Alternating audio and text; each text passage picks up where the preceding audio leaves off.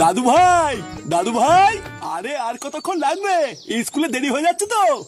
এ বালা কি ঝামলা রে ভুদা, আমার থেকে মনে হচ্ছে ওনার স্কুলে যাওয়া তারা বেশি। আর ধর ডাকো গিয়ে, আমার যখন সময় হবে তখন যাবো। আরে চোদন,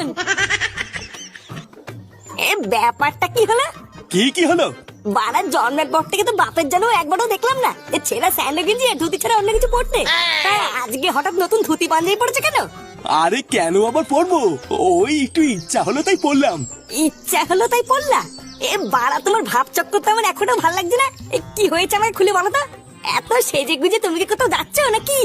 আরে হ্যাঁ, ভাবছিলাম দাদু ভাইকে একটু স্কুলের দিকে দিয়ে আসি। আর শুধু তাই নয়, আমি তো ঠিক করে নিয়েছি এখন থেকে দাদু ভাইকে আমি রোজ স্কুলে দিয়ে আসবো। তোর আর এত কষ্ট করে এখন থেকে দাদু ভাইকে আর স্কুলে দিয়ে আসতে হবে না, আমি আছি তো। ফাটাকে তুমি স্কুলে দিতে যাবা? না, দরকার নেই। আগে যেমন আমি ওকে স্কুলে দিয়ে আসতাম, এখনো আমি যাব, তোমাকে যেতে হবে না। না না, তুই কেন যাবি? তুই সারাদিন এত পরিশ্রম করিস, তুই বাড়িতেই থাক। বাড়িতে থেকে একটুখানি বিশ্রাম নে। দাদু আমি রেডি, চলো। হ্যাঁ দাদু ভাই, চলো চলো। হ্যাঁ গো, শুনছো? ফাটাকে স্কুলে দিয়ে আসার পথে বাজার করে নিয়ে এসো, বাজার শেষ হয়ে গেছে। আচ্ছা ঠিক আছে।